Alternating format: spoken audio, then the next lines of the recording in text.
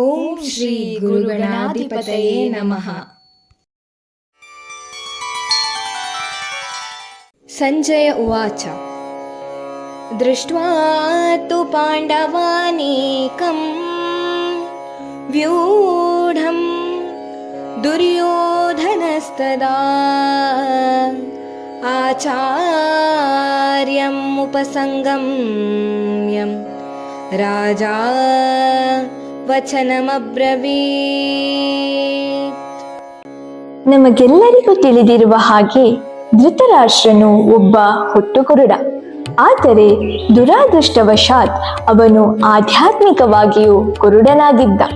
ಧರ್ಮದ ವಿಷಯ ಬಂದಾಗ ತನ್ನ ಮಕ್ಕಳು ತನ್ನಷ್ಟೇ ಕುರುಡರು ಎಂಬುದು ಆತನಿಗೆ ಸ್ಪಷ್ಟವಾಗಿತ್ತು. ಹುಟ್ಟಿದಾಗಿನಿಂದ ಅತ್ಯಂತ ಧರ್ಮಿಷ್ಠರಾದ ಪಾಂಡವರೊಂದಿಗೆ ತನ್ನ ಮಕ್ಕಳು ಎಂದೂ ಒಪ್ಪಂದವನ್ನು ಮಾಡಿಕೊಳ್ಳುವುದಿಲ್ಲ ಎಂಬುದು ಆತನಿಗೆ ಖಚಿತವಾಗಿತ್ತು. ಆದರೂ ಧರ್ಮಕ್ಷೇತ್ರದ ಪ್ರಭಾವದ ಬಗ್ಗೆ ಆತನಿಗೆ ಇನ್ನೂ ಸಂದೇಹ ಉಳಿದಿತ್ತು. ರಣರಂಗದಲ್ಲಿ ಏನಾಯಿತು ಎಂದು ಕೇಳುವುದರಲ್ಲಿಯೇ ಧೃತರಾಷ್ಟ್ರನ ಮನೋಗತವನ್ನು ಸಂಜಯ ಅರ್ಥ ಮಾಡಿಕೊಳ್ಳಬಲ್ಲವನಾಗಿದ್ದ.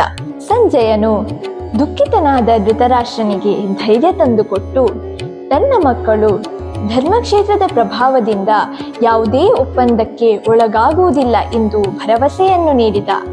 ಅಂತೆಯೇ ಸಂಜಯನು ಧೃತರಾಷ್ಟ್ರ ಪುತ್ರ ದುರ್ಯೋಧನನು ಪಾಂಡವರ ಸೇನಾ ಬಲವನ್ನು ಕಂಡೊಡನೆ ಅದರ ನಿಜ ಸ್ಥಿತಿಯನ್ನು ತಿಳಿದುಕೊಳ್ಳಲು ಸೈನ್ಯಾಧಿಪತಿಗಳಾದ ದ್ರೋಣಾಚಾರ್ಯರ ಬಳಿಗೆ ಹೋದನೆಂದು ಧೃತರಾಷ್ಟ್ರನಿಗೆ ತಿಳಿಸಿದನು.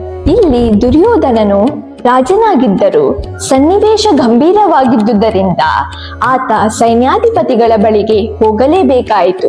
ಆದುದರಿಂದ ಆತ ರಾಜಕಾರಣಿಯಾಗಲು ಅರ್ಹನಿದ್ದ. ಪಾಂಡವರ ಸೇನಾ ಬಲದ ವ್ಯೂಹವನ್ನು ನೋಡಿದ ಬಳಿಕ ದುರ್ಯೋಧನನ ರಾಜಕೀಯ ಚತುರತೆಗೂ ಕೂಡ ಆತನ ಭಯವನ್ನು ಮರೆಮಾಚಲು ಸಾಧ್ಯವಾಗಲಿಲ್ಲ.